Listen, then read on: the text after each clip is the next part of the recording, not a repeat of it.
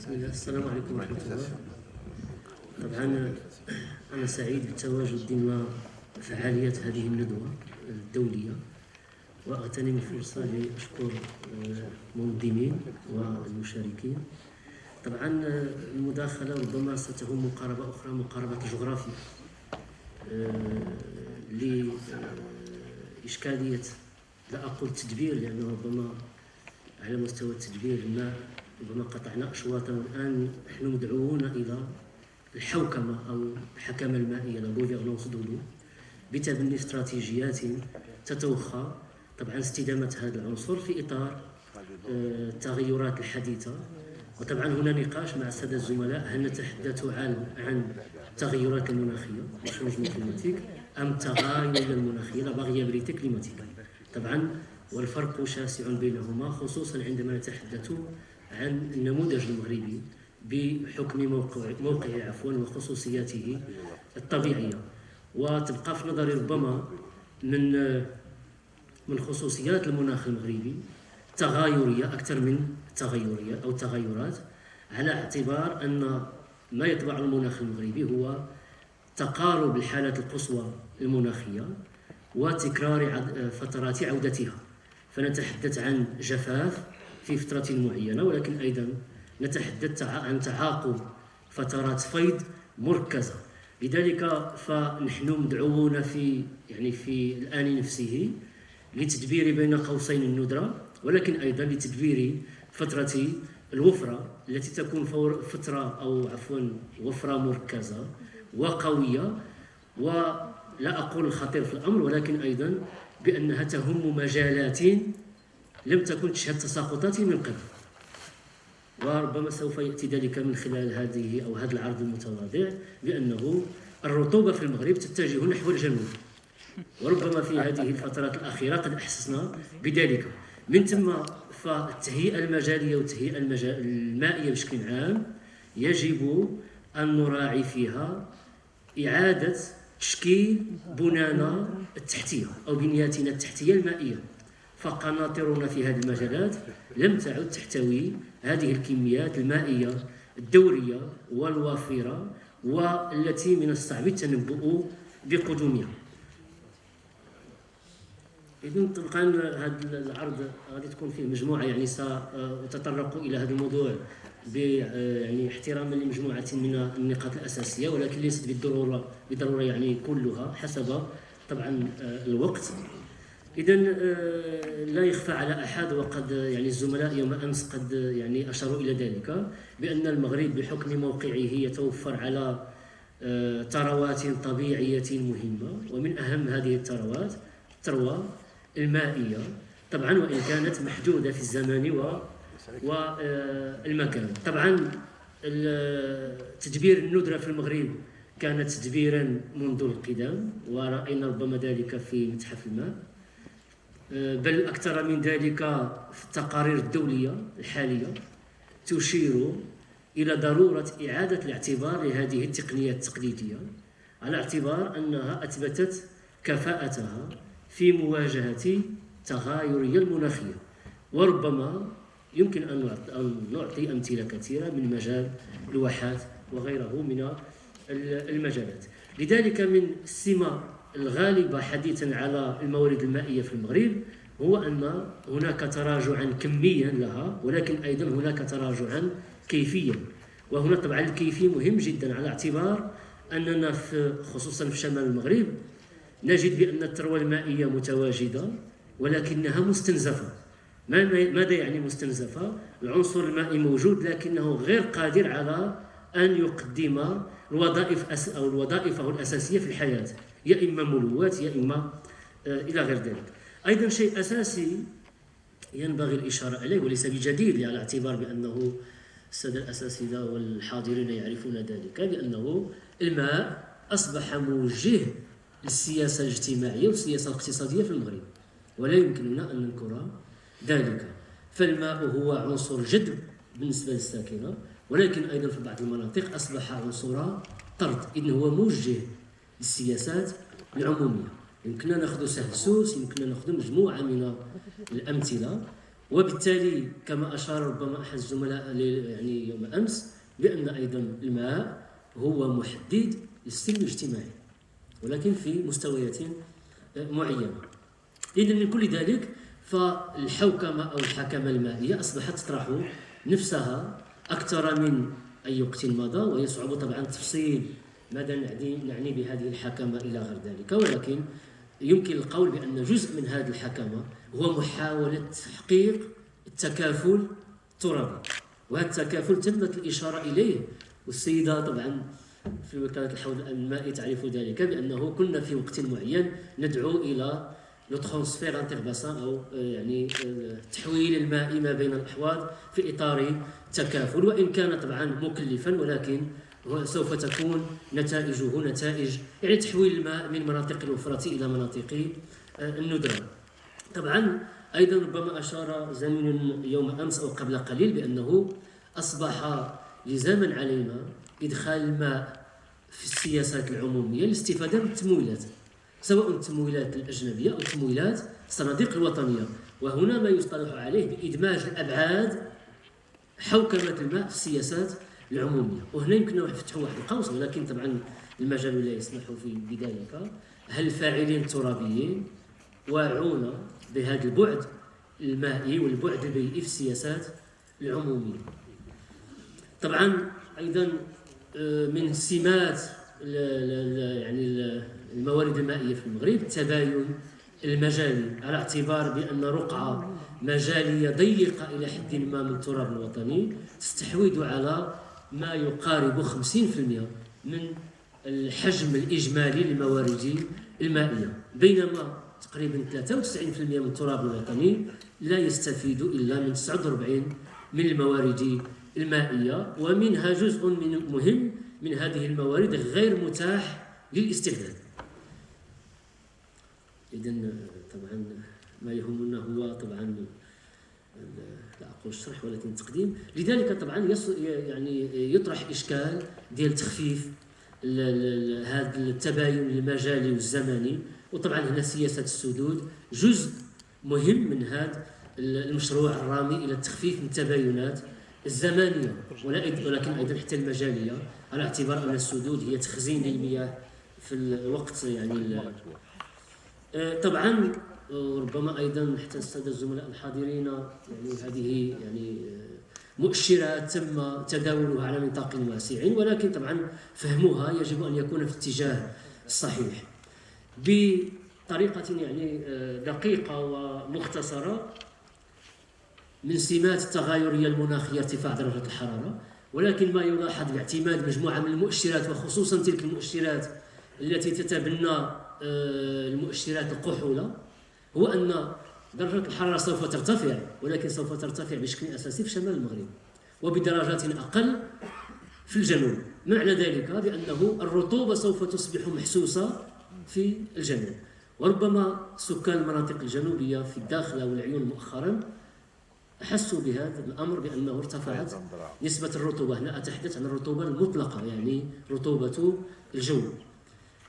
بمقابل ذلك أيضا سوف تنخفض مستويات التساقطات، وهذا طبعا محسوس أيضا في ظل ما نعيشه من تقلبات، ولكن سوف تنخفض بشكل أكبر في المناطق الشمالية. طبعا هذا شيء طبيعي على اعتبار أننا نعيش في الوضع الطبيعي ليس كالوضع البشري. الطبيعة يعني يكون دورانها دوران سيكليك يعني دوران دائري، هناك نقطة البداية وهناك نقطة العودة. في نظري المتواضع هو أننا نتجه نحو العودة إلى المراحل المناخية القديمة، يعني بأن والتي يعني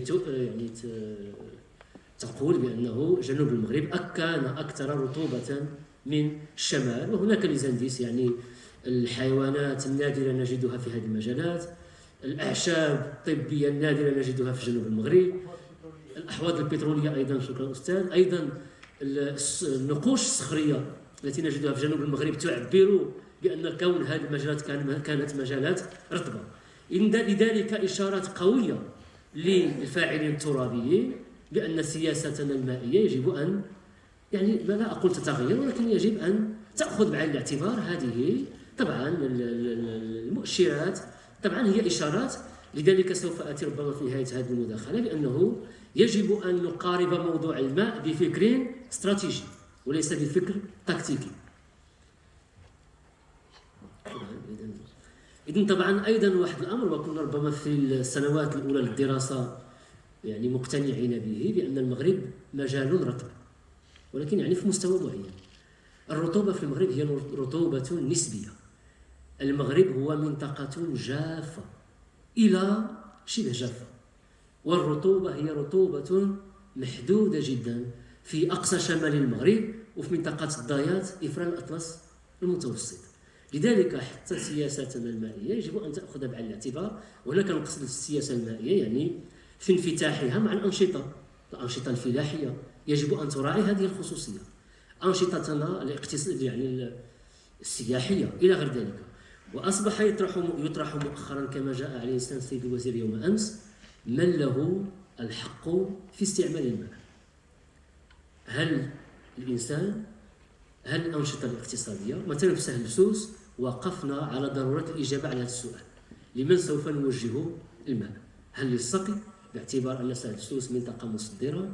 هل للإنسان؟ هل الفلاحة؟ هل السياحة إلى غير ذلك؟ وهذا السؤال سوف يزداد حدة مع توالي السنين.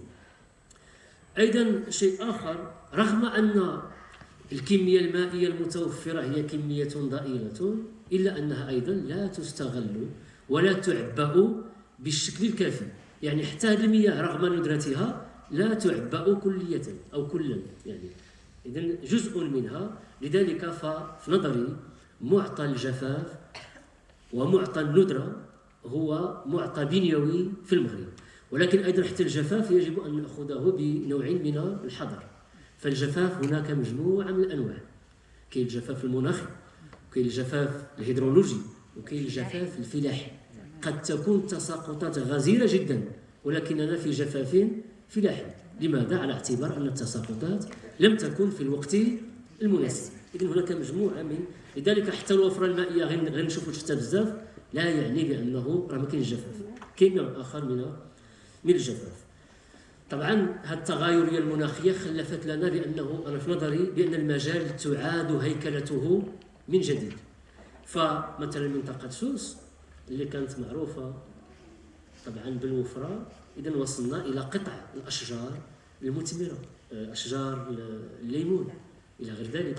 وبمقابل ذلك مؤخرا في فبراير 2023 مناطق لم تكن تعرف الوفرة أصبحت تعرفها. إذن هذه منطقة ديال بين أقاوس ممكن يعني وكي حيث الفيضانات إلى غير ذلك. مقابل ذلك مناطق الوفرة يعني الوفرة النسبية تعيش مرحلة جفاف حاد. وهنا طبعا كاين واحد الموضوع أيضا مهم جدا، وخصوصا في سهل سوس، ونحاول الاشتغال على هذا العمل خصوصا في مشاريع الدكتوراه. ما بعد العجز المائي؟ ما هي الانعكاسات الاجتماعية؟ لأن كاين واحد الشق مسكوت عنه عندما يعني هذا العجز المائي له انعكاسات اجتماعية خطيرة جدا. ويمكن نعطي في سوس مثلا دواوير وقرى انقطع عنها الكهرباء بشكل كامل بسبب مع علاقة الماء بالكهرباء، مع علاقة تراجع الضيعات بالكهرباء، لأن هذه الضيعات الكبرى كانت فيها مولدات رئيسية للكهرباء.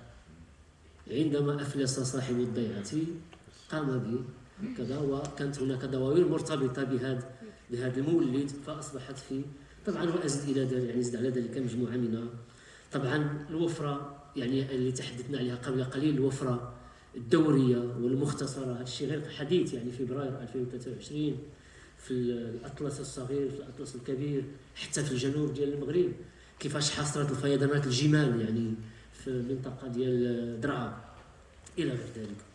إذن من كل ذلك في نظري بأنه حان الوقت للحكامة أو الحوكمة المائية، لأنه أصبح بشكل محسوس بأن الماء أصبح يمثل عائقا في بعض الأحيان لمسار التنمية في بعض المناطق.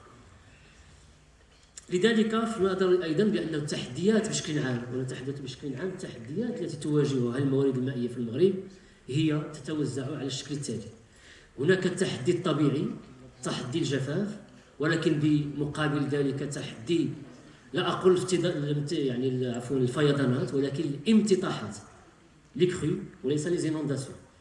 وهذا أيضا فيه طبعا نقاش أيضا تحدي المتعلق بالتلوث. وكاين تحدي آخر أيضا ربما كشفنا عنه في إطار أيضا في إطار إحدى الدراسات بواد أوريكا، محدودية كفاءة المنشآت الفنية لزوفغاج داغ، غير يعني ليست لها يعني الكفاءة اللازمة لتمرير هذه الوفرة الدورية التي نجدها في بعض المجاري المائية. لذلك ربما يجب إعادة تشكيل هذه البنى التحتية بشكل يمكن أن تستوعب مثل هذه طبعا الحالات الاستثنائية للجريان. نزيد على ذلك ظاهرة التوحل التي أصبحت معيق أساسي ل يعني تجميع وتخزين المياه، بحيث أصبحت جزء كبير من هذه السدود هي عبارة عن أوحال، وطبعا يصعب طبعا تنقيتها لأنها مكلفة. ولكن أيضا أمر آخر يصعب أن نجد سدودا تحتل يعني مواقع استراتيجية، على اعتبار أن سياسة السدود في المغرب على عهد الحسن الثاني رحمه الله يعني كانت اختيرت بدقة باعتماد الجيولوجيا وكذا في مواقع يصعب أن نجد مواقع لها الآن يعني بتلك يعني المواصفات. أيضا كاين تحدي أيضا آخر هو أنه التقني، على اعتبار أن يعني نفتقد إلى بنية تطهير متطورة، على اعتبار أن المياه العادمة لا تتم معالجتها، تقريبا كنفقدوا 600 مليون متر مكعب. إذن طبعا أمر ربما ربحا للوقت. من كل ذلك يجب أن نمر من تدبير الماء إلى حوكمة أو حكامة الماء، لا جيستيون دولو، لا غوفيرنونس دولو. طبعا وهذا فيه ربح كبير أيضا يعني الربح الكبير من حيث التقني، ولكن أيضا من حيث التعبئة التي يمكن أن طبعا. وهنا طبعا توصيات للمجلس الاقتصادي والاجتماعي كانت تسير في هذا الإطار بأنه ضرورة تبني مقاربة يعني تتوخى الحكامة المائية والتخفيف من ضغط التغيرية المناخية. 2 minutes s'il vous plaît. Très bien, 2 minutes. إذن كما قلت، إذن هنا الحكامة المائية، ولكن أيضا هناك مستوى مرتفع إلى حد ما عنها يجب أيضا تبنيه في الاستراتيجيات الوطنية، وهو ما يسمى بالتخطيط الاستراتيجي للموارد المائية، أخذا بعين الاعتبار السياقات الوطنية، السياقات الدولية، ولكن أيضا التخفيف من عدد وتعدد المتدخلين في قطاع الماء، لأن هنا كثرة المتدخلين في قطاع الماء تجعل يعني بأنه الحصيلة ربما تكون حصيلة متواضعة، على اعتبار أن كل طرف يقارب الماء من وجهة نظره، ولكن أيضا من وجهة مصالحه الخاصة. لذلك ربما هذا التخطيط الاستراتيجي وهو تخطيط مرن وتم العمل به في مجموعة من الدول المتقدمة خصوصا في ألمانيا، كيف يتم التخطيط يعني استراتيجيا للماء أخذا بعين الاعتبار كل ما رأيناه من قبل. إذن طبعا كما قلت يعني هذا التخطيط هو مبني على التشاور، هو مبني على التشارك، مقاربة تشاركية تشاورية ما بين الجهات الفاعلة، ما بين المنتخبين، ما بين الفاعلين العموميين. من كل ذلك وكخلاصة أقول بأنه يجب ضرورة نهج طرق تدبير مندمجة تتوخى التحكم الكلي في الموارد المائية السطحية المتاحة. أيضا ضرورة تقنين استعمال الفرشة المائية الباطنية، على اعتبار أن في نظري أيضا الفرشة المائية الباطنية وخصوصا اللياسية هي احتياطي استراتيجي للأجيال المقبلة. أيضا يجب تحديث وتقوية بنية التعبئة كما قلنا، تفعيل ماشي نقولوا تجديد وتحديث، ولكن على الأقل غير تفعيل مقتضيات القانون الماء، نبداو من 1095 فما فوق. يعني المستهلك يؤدي، الملوث يؤدي إلى غير ذلك، مع ضرورة تبني مقاربة صارمة كما أشار السيد الوزير يعني أمس، تدبير الزجري للماء وليس يعني الطوعي للماء، وضرورة طبعا تبني التغايرية أو معطى التغايرية المناخية في سياساتنا العمومية. شكرا سيد الرئيس، شكرا الحضور الكريم، والسلام عليكم. شكرا دكتور بدون. La présentation qui était claire, tu as mis le point sur pas mal de points. الرطوبة في الجنوب أتمنى أن تكون دائمة، ولا متعلقة des périodes d'inondation dues à ces changements climatiques. Merci. Et on passe à la présentation du professeur Redouane Lamrabt de Fès. Est-ce qu'il est là? Non. Alors s'il est absent, on passe. Donc il y a un petit changement. L'Alaoui El-Fels veut retarder un peu sa présentation, il n'est pas encore prêt. Et on passe à Oumeima Bennani, qui remonte de 2 crans. On va l'avancer, il a préféré qu'il change avec l'Alaoui El-Fels.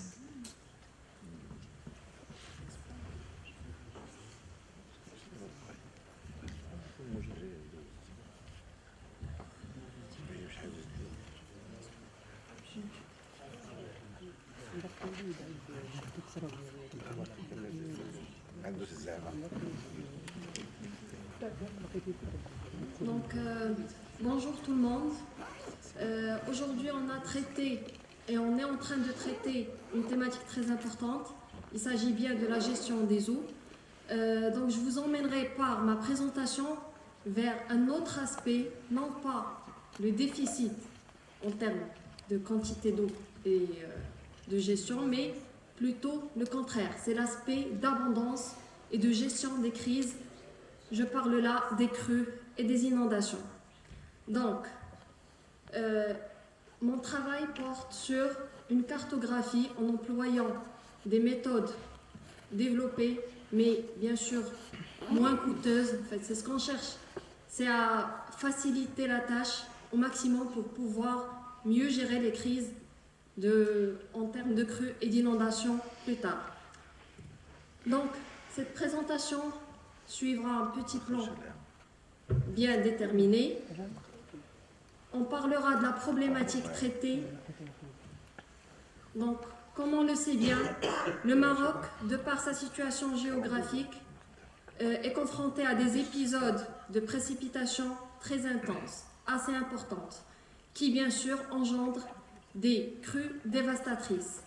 Comme on peut citer la plus connue, bien la célèbre crue qu'a connue Ourika en août 1995, et aussi ceux plus récentes de l'automne 2014 ou encore l'été 2019.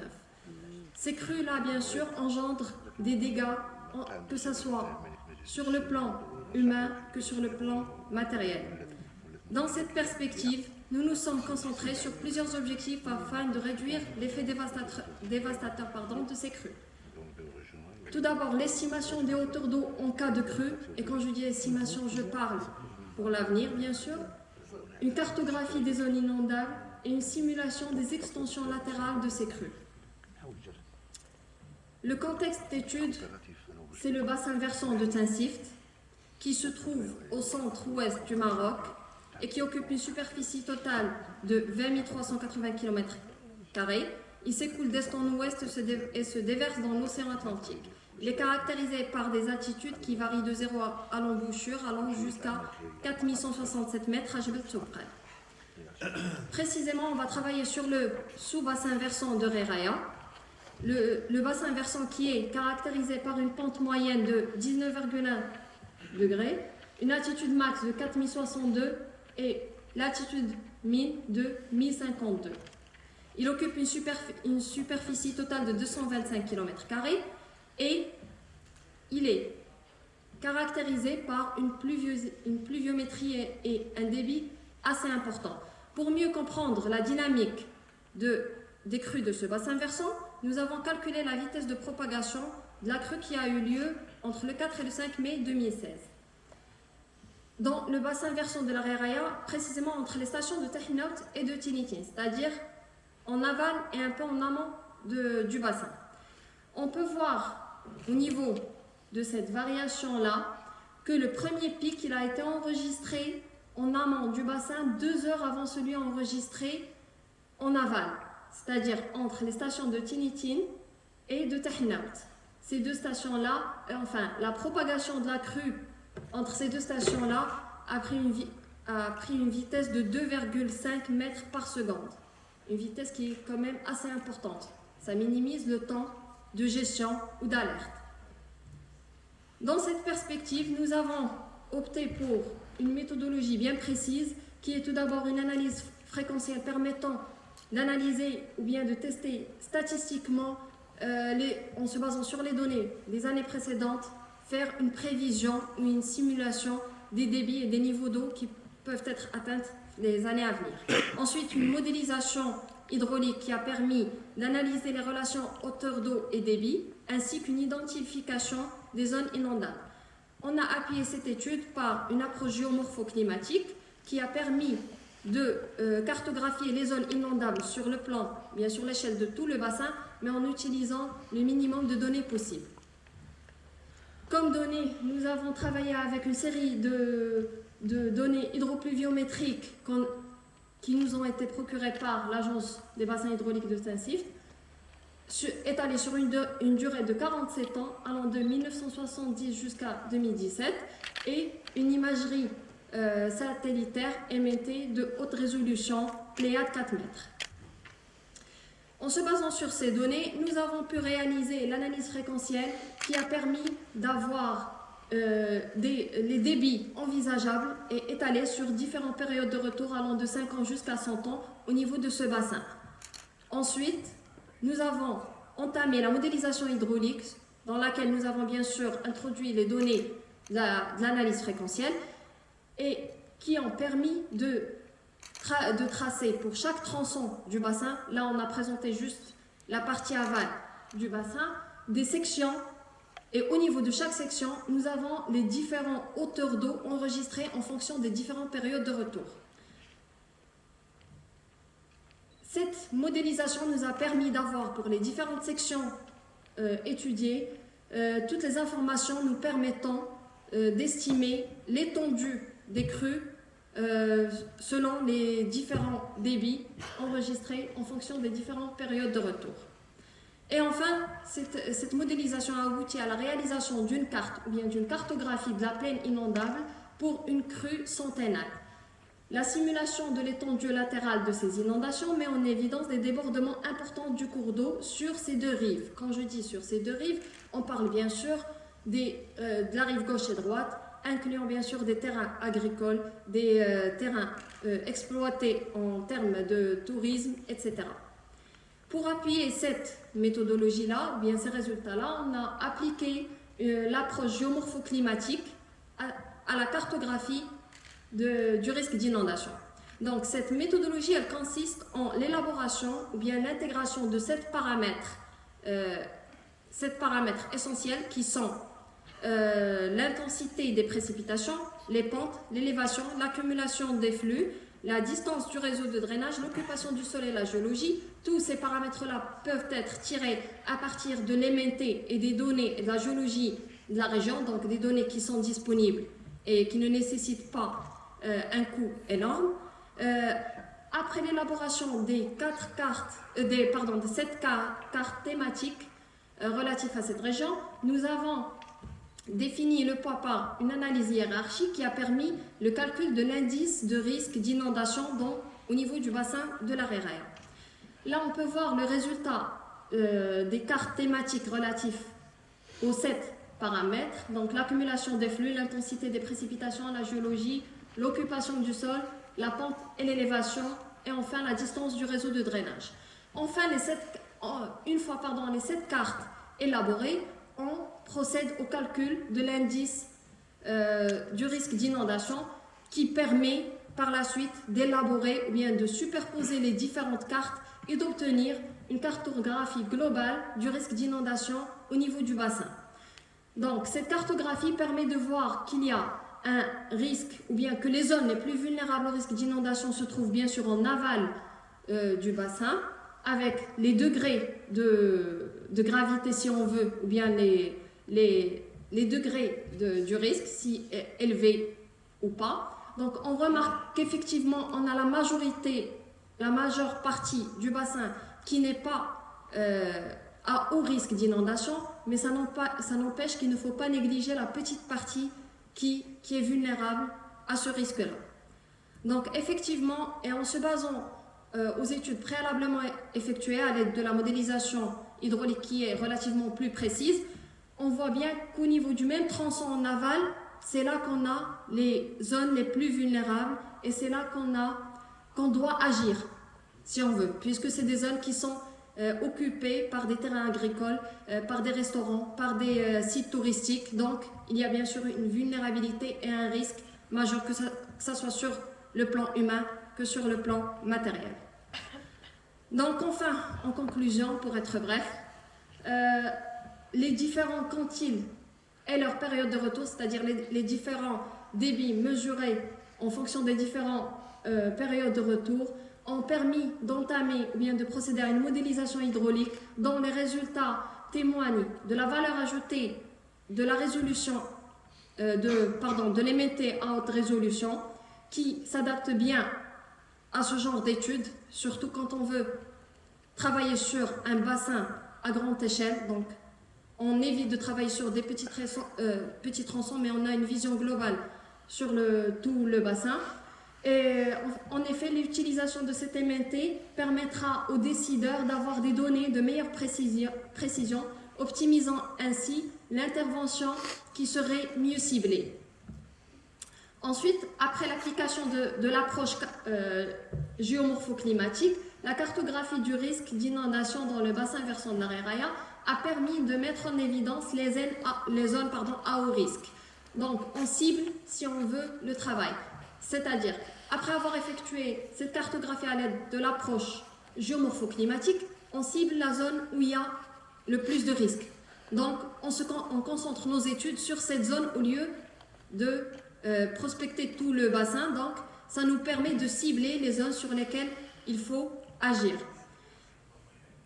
Et enfin, comme perspective, donc, on espère l'application de cette modélisation hydraulique détaillée sur la totalité des bassins versants en amont de la ville de Marrakech en utilisant les modèles numériques à haute résolution, développement de l'approche géomorphoclimatique qui est une approche à faible coût sur tous les bassins versants, parce que cela va nous permettre de gagner du temps et d'agir rapidement et efficacement.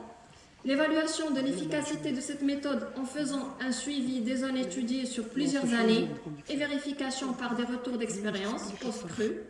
Et enfin, le renforcement de la veille hydrométéorologique par des modèles de prévision et approfondir l'analyse des phénomènes orageux et leurs réponses hydrologiques sur la montagne marocaine. Et je vous remercie pour votre attention. Merci, docteur Mélé, d'avoir respecté le temps et d'avoir travaillé sur une thématique très importante, l'inondation. C'est parmi les éléments qui caractérisent le climat actuel. Je tiens toujours aussi à souligner c'est un cadre de collaboration entre l'FST et l'agence hydraulique de Tinsift. Ils vous ont fourni à peu près des données de 47 ans.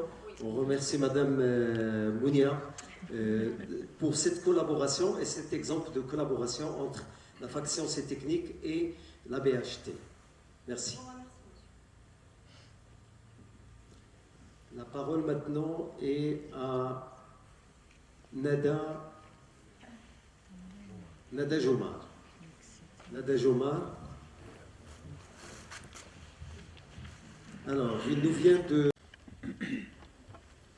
Donc, la carte montre bien les réservoirs carbonatés karstiques.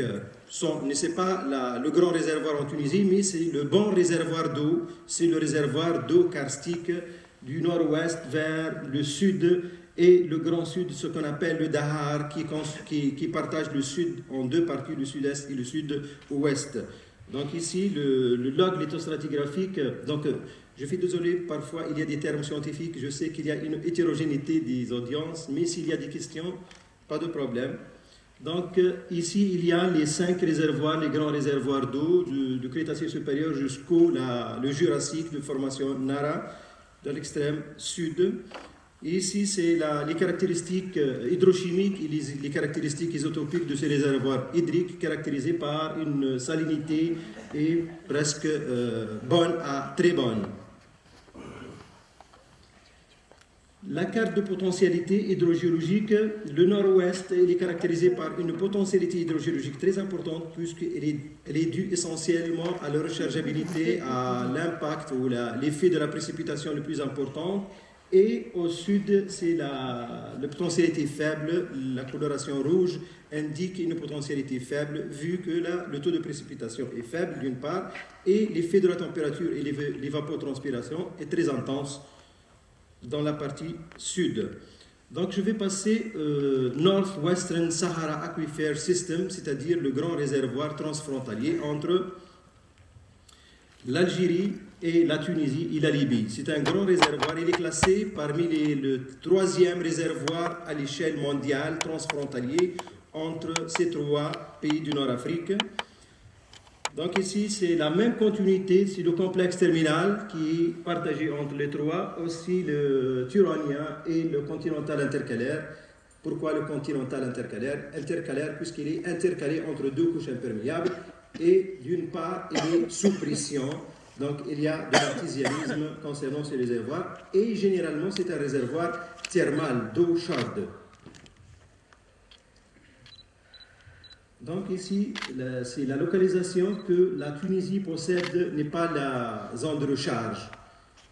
Hier, il y a des collègues qui ont parlé des caractéristiques d'une région, qu'il y a des pays, il y a contenant la zone de recharge, la partie médiane et la partie de décharge. En Tunisie, on n'a pas la partie de recharge et la partie médiane. En Tunisie, on a uniquement la partie de décharge. C'est le grand shot de la Tunisie. Mais le grand shot, c'est aussi un bassin transfrontalier entre l'Algérie et la Tunisie.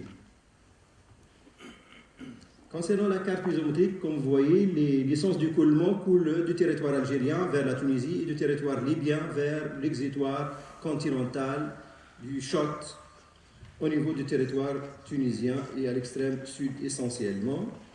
Donc les eaux de SAS ou bien du continental intercalaire, elle est exploitée dans divers domaines, à l'industrie, le secteur agricole, le secteur touristique et bien sûr dans l'activité domestique. Mais concernant la partie de l'activité agricole, comme vous connaissez la température haute, on ne peut pas l'utiliser directement dans l'activité agricole. C'est après refroidissement, c'est qu'on utilise des refroidisseurs soit en cascade, soit en spirale pour minimiser la température et pour éviter la dégradation du système racinaire des plantes. L'exploitation depuis les années 90 jusqu'au 2000, ce réservoir a connu un essor très important concernant l'exploitation, dû à plusieurs problèmes. On va expliquer quelques situations, pourquoi il y a cette augmentation intensive de ce système aquifère d'une façon importante. Parfois, on a détecté dans des zones à l'extrême sud qu'il y a un phénomène de soubassement du sol.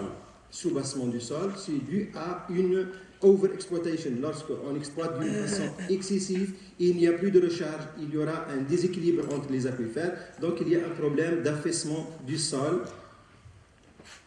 Et aussi, parmi les conséquences, c'est l'extinction de l'artésianisme. L'artésianisme, c'est lorsqu'on fend, l'eau jaillit naturellement, mais actuellement, il n'y a plus d'artésianisme, il n'y a plus des sources, puisque les sources, c'est l'affleurement des eaux, donc c'est un bon indicateur, mais actuellement, il n'y a plus de sources. La détérioration de la qualité et de la quantité des eaux, et aussi la salinisation du sol. Pourquoi? Car les eaux thermales sont de mauvaise qualité. La qualité dépasse 5, parfois 12, parfois 15 grammes. Tout dépend de la région. Si on irrigue avec des eaux de très mauvaise qualité, en fonction du temps, on va détériorer le sol et c'est l'impact de la salinisation du sol. Et aussi, c'est l'intrusion saline. Parfois, il y a des gens qui parlent de l'intrusion la plus dangereuse, c'est l'intrusion marine. Dans nos jours, on ne parle plus de l'intrusion marine. L'intrusion marine est un phénomène naturel, puisqu'on a travaillé dans plusieurs régions, au Maroc, à Al-Jadida, en Tunisie, au golfe d'Aneb, en Algérie. L'eau de mer, généralement, dans le bassin méditerranéen, il est de l'ordre de 35 grammes. Lorsqu'il y a de l'intrusion, 35 plus 5 grammes, ça devient 40 sur 2, donc 20 grammes. Donc, on va détériorer, on a 20 grammes. Mais l'intrusion des eaux salines, lorsqu'il y a un passage de l'eau, des sépras et des shots, c'est une catastrophe irréversible. Pourquoi? Car la salinité dans les shots, elle est de l'ordre de 800 à 1500 grammes par litre. 800 grammes avec 5 grammes. Donc on va détériorer la qualité complètement. Donc la plus dangereuse, c'est l'intrusion saline par des eaux de shot. Et c'est le cas en Tunisie, c'est le cas en Algérie, c'est le cas, je ne sais pas, peut-être c'est le cas du Maroc, au sud du Maroc. Parce que je ne connais pas la géologie du Maroc, uniquement j'ai travaillé sur l'intrusion des eaux de mer dans la région de Jadid au Maroc, mais concernant l'intrusion des shots, j'ai aucune idée concernant le Maroc, puisqu'il y a des gens, des experts au Maroc, donc on peut avoir d'autres idées. Aussi la dégradation des oasis, puisque les oasis, l'origine, c'est l'irrigation par des eaux chaudes, bien sûr, après refroidissement. Si on dégrade le sol, on dégrade les oasis, donc on va avoir des autres conséquences. La pollution des eaux fossiles, la pollution, c'est-à-dire la remontée des eaux. Si on exploite les shallow aquifères, c'est-à-dire les aquifères superficiels ou bien les aquifères intermédiaires, donc on va appeler les eaux très profondes d'être en surface, qui sont des eaux de très mauvaise qualité. L'apparition des zones humides, c'est-à-dire quoi des zones humides? C'est lorsque les agriculteurs utilisent beaucoup d'eau.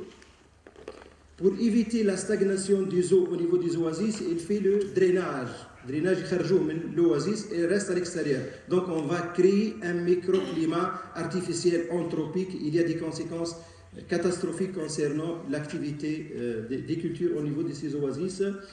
Aussi, la Future Transboundary Basin, c'est le problème de conflit entre ces pays transfrontaliers. Dawla يكونوا عندهم réservoir transfrontalier. Donc, Madame Iloumour, alhamdoulilah, il n'y a plus de problème, c'est la stabilité.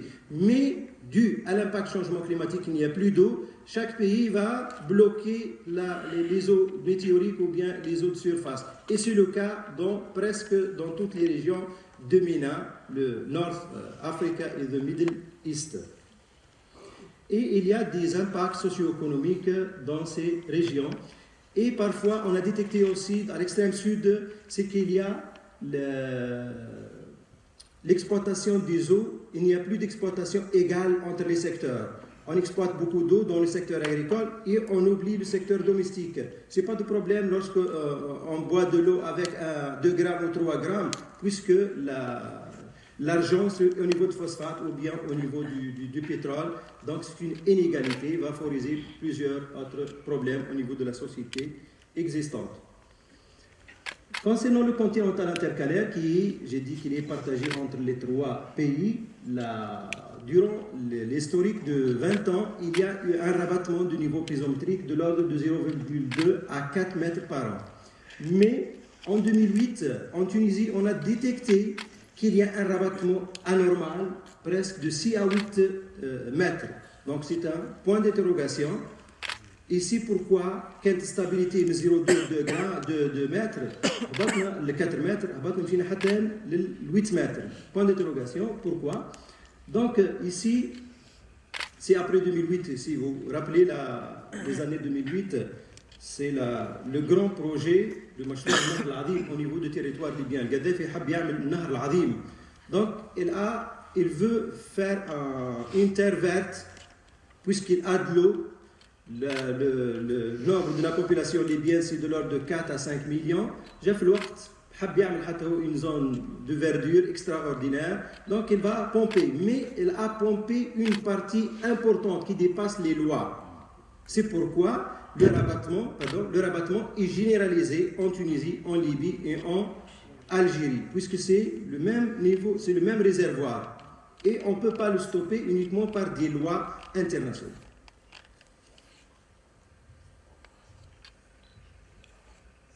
Donc, il y a l'extension du SAS. Donc, ici en Tunisie, on a détecté aussi qu'il y a les numéros 1, 2, 3. 3, c'est les hautes pressions, c'est-à-dire l'artisanisme le plus important, et de medium, la pression est moyenne, et numéro 3, c'est lower pression, c'est-à-dire qu'il y a une perte très importante de pression, due essentiellement à la forte exploitation des ciseaux thermales du SAS. Donc, c'est le réservoir qui est le coholder, c'est-à-dire le refroidisseur des eaux thermales on peut l'exploiter dans le secteur agricole. Ici, on a fait des corrélations lithostratigraphiques, c'est-à-dire lorsqu'on fore, on connaît la lithologie des régions et on fait des corrélations pour connaître les épaisseurs, toutes les caractéristiques de chaque réservoir, quels que soient les réservoirs d'eau et bien sûr les réservoirs de pétrole.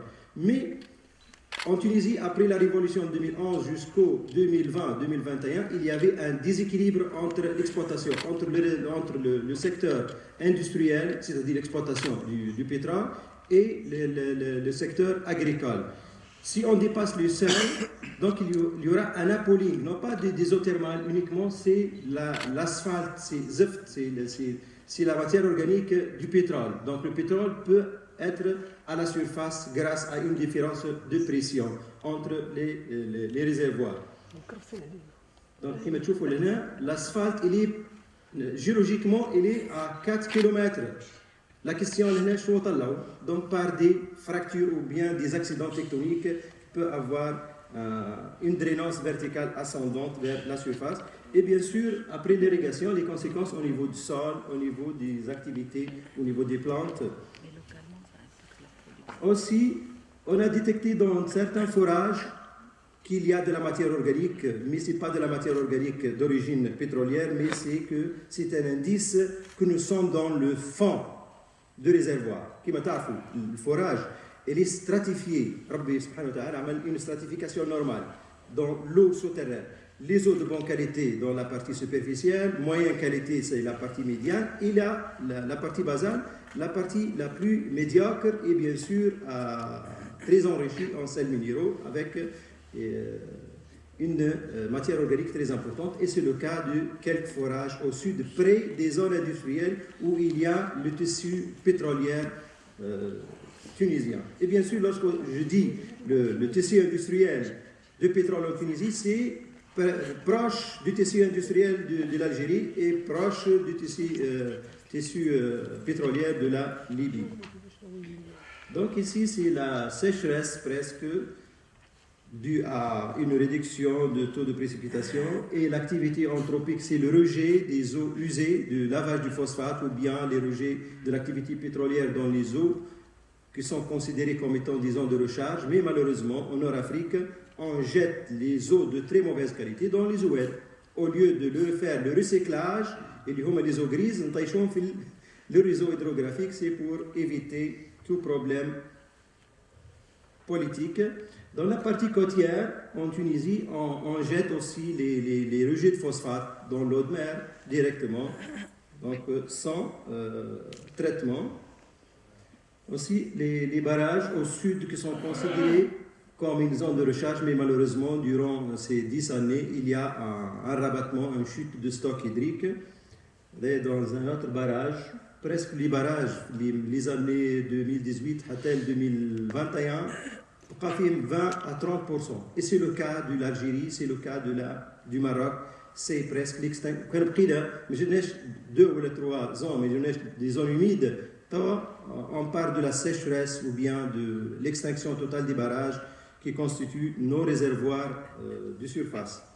Chauffe l'année, c'est un indice de l'effet de l'évaporation durant 2 jours.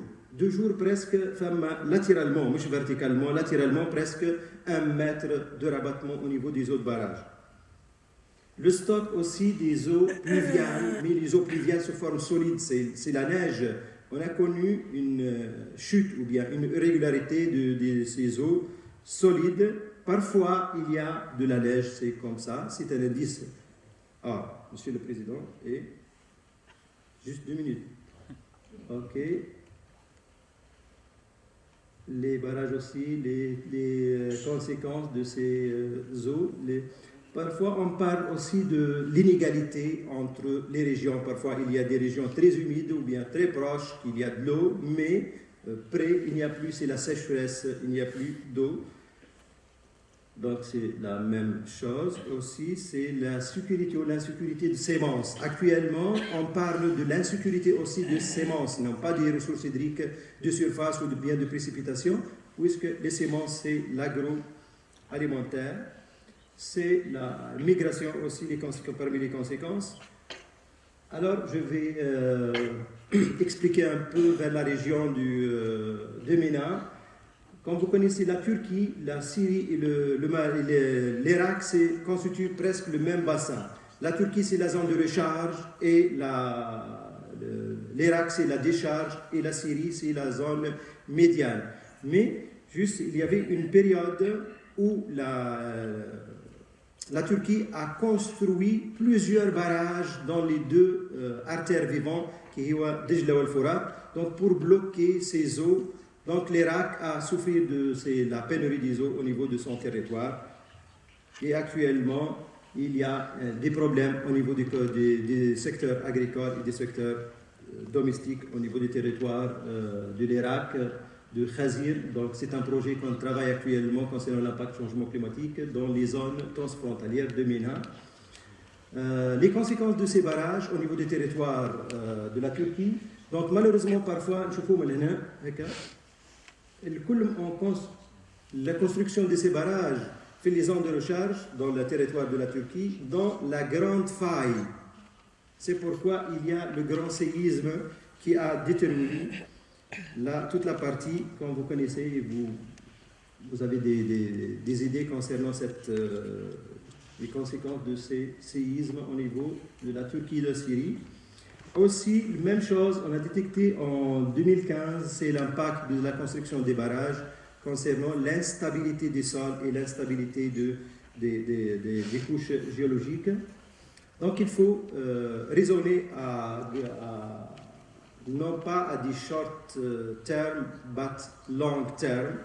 Donc si vous voulez, puisque je n'ai pas de temps, Monsieur le Président est trop stressé par le temps, donc je vais finir ma communication ici. Si vous voulez de lire concernant le flood analysis في l'Irak, donc on a publié un papier scientifique en 2022.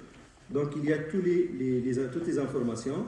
Le problème aussi, on a détecté la même chose de soubassement du sol au niveau de Golfe de Mexique, au niveau de la région de Houston, en USA, a été publié aussi en 2022 avec des collègues du Pakistan et de l'Amérique. Aussi les problèmes de water scarcity in Egypte avec des collègues égyptiens, et aussi l'impact du changement climatique concernant le Nord Afrique. Il y a aussi des autres publications que vous pouvez lire à travers le net. Le Fogara, اللي شفناه امس عملنا زياره اللي هي في المراكش تسموها كتارة. C'est le même phénomène en Tunisie et en Algérie, mais la différence, c'est l'appellation, c'est le Fogara. Le Fogara, c'est le même mécanisme. C'est un bon indice qu'il y a la même culture ancienne, la même culture dans ces régions du Nord Afrique. Aussi l'impact du changement climatique dans les pays arabes. Il y a notre papier scientifique qui a été publié en 2015, je crois, avec un collègue de l'Égypte. Et vous pouvez le consulter. Et merci. Merci, professeur Hunt, pour cet exposé. C'est vrai, beaucoup de choses sont présentées, et le plus important, c'est l'intercalaire, le fameux réservoir interfrontalier. Donc, on a une partie au sud du Maroc, dans la région de Dakhla, d'ailleurs, Tindouf aussi. Donc, voilà. Donc, je vous remercie pour la suite des questions et tout ça. On va laisser à la fin de la session. Merci. Et on passe au deuxième. La première présentation, ça a été la première conférence de session. La première présentation, professeur Fouad Lamraoui, qui va nous parler de la durabilité de la ressource en eau dans la région de Ceyce, entre défis et opportunités.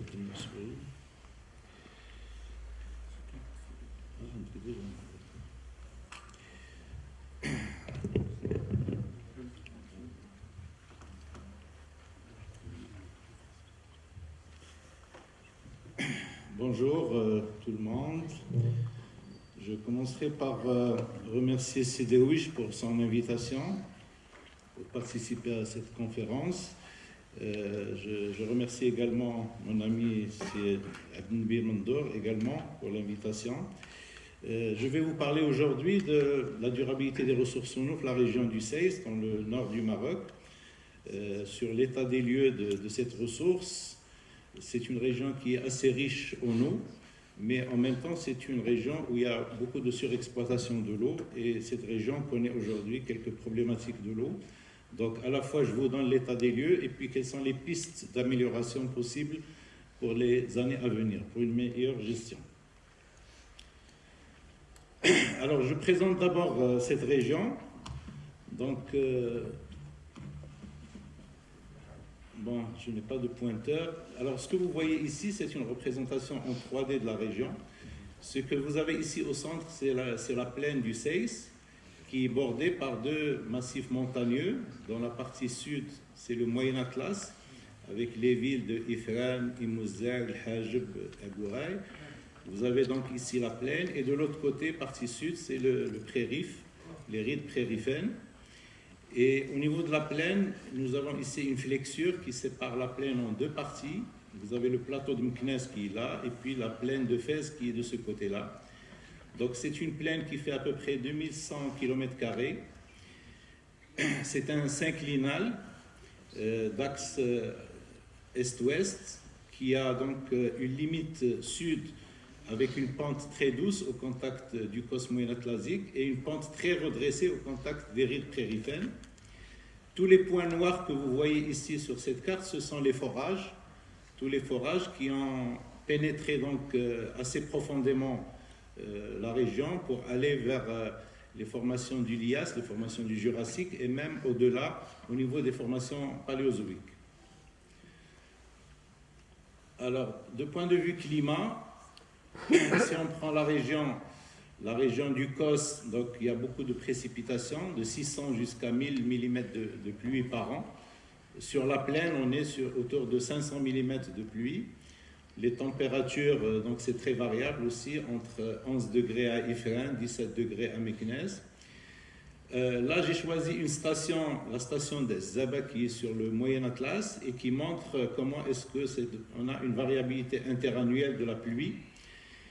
Donc tout ce qui est au-dessus de cette ligne, ce sont les années pluvieuses et là ce sont les années sèches.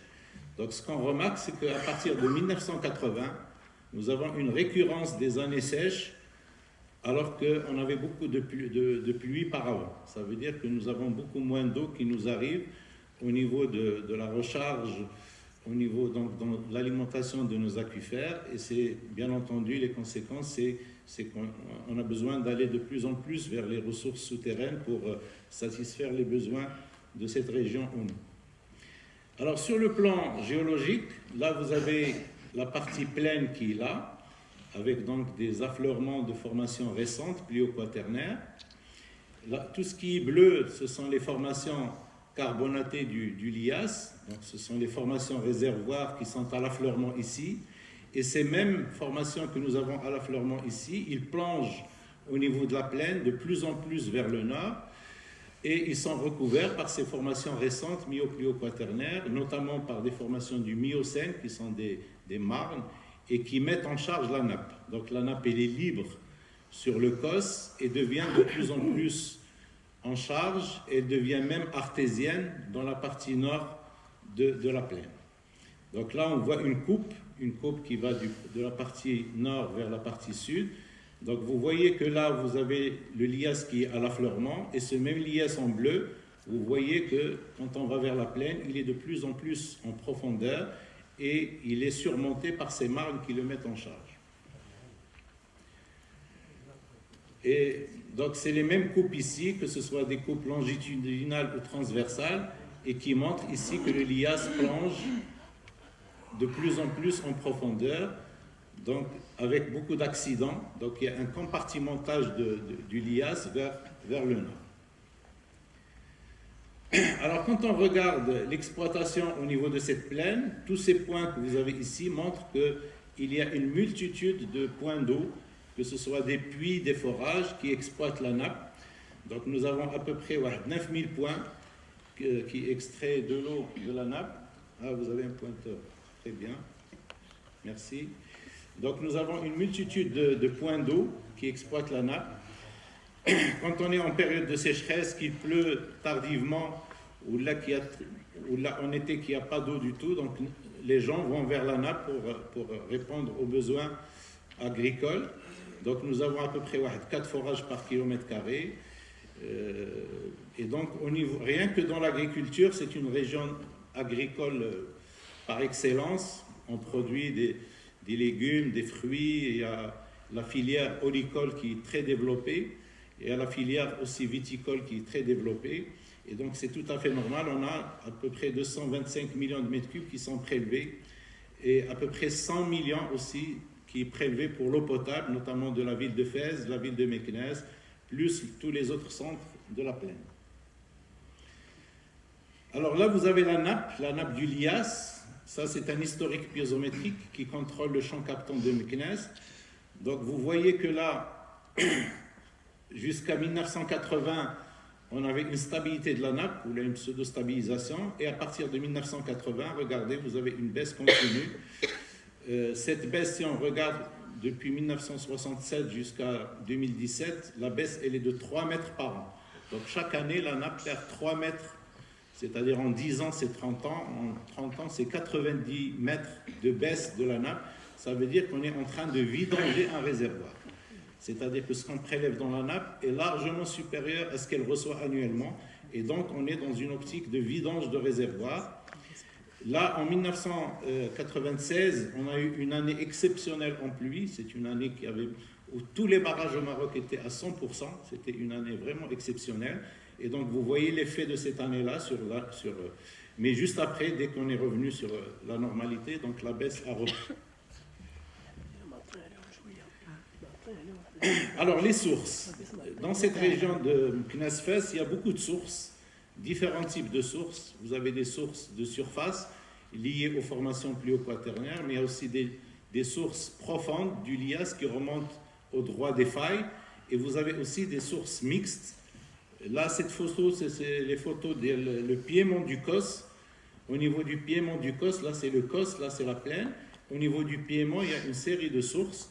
Il y a d'ailleurs une source qui s'appelle Bitit, la région dans cette région-là, et qui a un débit qui va jusqu'à, le débit moyen aujourd'hui est de 1400 litres par seconde. C'est 2 fois Ain Seldoul. Ain Seldoul, elle est connue comme étant une source très importante, mais là, c'est le double. C'est le double du débit. C'est une source très importante. Une partie du débit de cette source est captée pour l'alimentation en eau potable de Meknès. L'autre partie, elle va vers les agriculteurs. Et donc, toutes ces sources qui sont là, regardez, vous avez une baisse continue de débit de ces sources. Donc, en 1970, on dénombrait une centaine de sources. La moitié de ces sources, aujourd'hui, elles ont tari. Là, vous avez, j'ai dit tout à l'heure que dans la partie nord de la plaine, on avait de l'artésianisme. Là c'est la baisse de la pression dans les forages. Ça, ce sont les forages qui sont captés pour l'alimentation en eau de Fès. Et vous voyez que là également, dans le temps, nous avons une baisse de la pression dans les forages. Et même cette limite d'artésianisme au niveau de la plaine, elle migre vers le haut, parce que donc on a cette baisse du niveau de la nappe. Alors quand on regarde le bilan de cette nappe, le Lias, le plan directeur, le dernier plan directeur, la révision du dernier plan directeur, elle affiche un déficit de 170 millions de mètres cubes. Donc la nappe, ce qu'on prélève dans la nappe est largement supérieur à ce qu'elle reçoit annuellement. Ce bilan, donc, si on se projette à l'horizon 2030, il devrait s'aggraver pour atteindre les 200 millions de mètres cubes.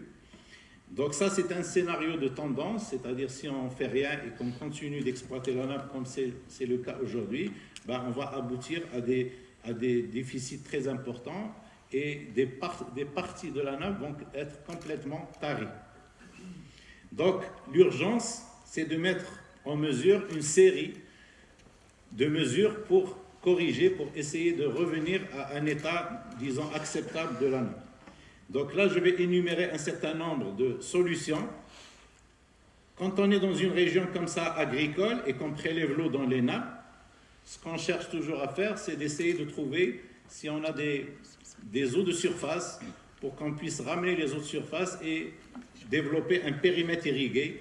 Donc c'est ce qui va être fait au niveau d'El Seis. Il y a un affluent d'El Ouetzbo et il y a un barrage qui est construit, qui est le barrage Mdiz, ici. Il y a une galerie souterraine, parce que là on est en pleine montagne, il y a une galerie souterraine qui ramène l'eau jusqu'à la plaine. Il y a tout un périmètre qui va être mis en place pour qu'on puisse substituer une partie de l'eau souterraine qui est prise au niveau de la plaine par l'eau de surface. Alors ce barrage, c'est un grand barrage, il fait à peu près 700 millions de mètres cubes. C'est un barrage qui devait être prêt en 2020, il a accusé un peu de retard, mais je pense qu'il va être inauguré bientôt.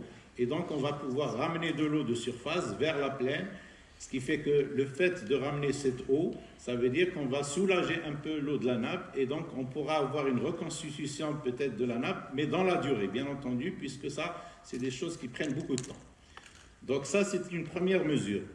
Deuxième mesure, c'est de mettre en place ce qu'on appelle les contrats de gestion participative de la nappe, parce que souvent dans les nappes, nous avons beaucoup d'intervenants, nous avons beaucoup d'acteurs de l'eau avec souvent des intérêts contradictoires, et le fait de rassembler tous ces gens, de leur expliquer un peu l'état des lieux, de leur dire que si on continue à travailler comme on le fait, on ne fait qu'aggraver les déficits, et donc peut-être qu'au bout d'un certain moment, personne ne pourra plus exploiter cette nappe. Donc tout le monde se met d'accord pour une gestion rationnelle, et les gens signent un contrat et avec des engagements parce qu'ils comprennent qu'il y a un enjeu qui est important. Donc ça, c'est une deuxième solution, c'est de travailler sur un contrat de gestion participative avec tous les acteurs. Il y a d'autres points aussi qui sont très importants. Donc la reconversion en goutte à goutte, c'est le fait de ne pas irriguer en gravitaire, puisque le gravitaire nous fait perdre beaucoup d'eau. Donc il y a des subventions de l'État qui nous permettent donc de gagner en ce que nous exploitons comme ressources en eau. Deuxième point, c'est la réhabilitation des sagias, puisque comme nous avons des sources, l'eau de ces sources, il va à travers des sagias vers les agriculteurs. Et quand ces sagias ne sont pas curés, ou là quand ils sont abîmés, cassés, il y a beaucoup de déperdition, de perte d'eau. Donc le fait de réhabiliter ces sagias nous permet de gagner 8 millions de mètres cubes. Il y a la recharge artificielle des nappes. Donc souvent sur les nappes, il y a des sites qui sont favorables pour la recharge artificielle. Et quand on est en hiver et qu'il y a de l'excès d'eau dans certaines régions, ou là quand on a des eaux usées traitées, on peut donc réalimenter ces nappes par une recharge artificielle, et ça nous permet de gagner 20 millions. Il y a la réutilisation des eaux usées. Donc nous avons la ville de Fès, la ville de Meknès, ce sont des villes importantes, à peu près 1 million dans chaque ville. Ces villes, elles consomment de l'eau et ils rejettent de l'eau qui est traitée dans des stations aujourd'hui. Ces eaux traitées, elles peuvent être réutilisées, que ce soit pour l'arrosage des espaces verts, que ce soit pour l'industrie, que ce soit pour la recharge artificielle, pour le lavage. Et donc, le fait de réutiliser les eaux, ça nous permet de gagner 10 millions à peu près de mètres cubes. L'amélioration du rendement du réseau d'AEP, donc on prélève de l'eau dans la nappe pour l'eau potable, mais souvent, les rendements des réseaux sont très faibles. Quand vous allez dans certaines villes, le rendement des réseaux, il est de 40-50%. Ça veut dire que la moitié de l'eau qui est mobilisée, elle est perdue rien que dans les réseaux. Donc le fait de détecter les fuites, d'arranger les fuites, ça nous permet de minimiser ce qui est prélevé dans les nappes. Et donc là également, on peut gagner jusqu'à 40 millions de mètres cubes. Et donc, en résumé, si je pars sur un bilan de tendance, c'est-à-dire je ne fais rien, je continue à travailler comme on le fait aujourd'hui, on s'achemine vers un déficit de 200 millions de mètres cubes. Si maintenant je combine toutes ces solutions à la fois, je peux arriver à un bilan qui est équilibré, et donc j'aurai amélioré ma façon de gérer cette ressource en eau. Voilà, et donc en conclusion, je dirais que dans un contexte de changement climatique, dont la tendance est la rédification dans la région, une gestion optimale des ressources basée sur l'économie, la mobilisation de tous les types de ressources, c'est une bonne réponse pour accompagner le développement socio-économique et pour s'inscrire dans le concept de la durabilité. Voilà, je vous remercie. Merci professeur Amraoui d'avoir respecté le temps et de présenter cette... Pardon ? atteindre un équilibre au niveau de la nappe. Je crois que c'est très très difficile. Hein. C'est avec le pompage et la sécheresse qui règne ces dernières années. Je crois que si on arrive à un bilan qui était à moins 200 de 2030, si on arrive à le réduire à 5 millions de mètres cubes par an. Là aussi, il y a de la rentabilité. Il faut être efficient. Mais bon, disons que on a beaucoup de champs d'intervention. Il faut travailler sur tous les champs en même temps. Merci. Merci, Sifouad. On passe à la présentation suivante. Notre collègue et ami Younes Fakher, professeur à l'université Qadiriyat, faculté de sciences Mlelia. Sa présentation, il porte sur les ressources en eau dans le bassin du Haouz, une autre plaine aussi importante au Maroc, bassin de Tinsift, où sommes-nous de la durabilité.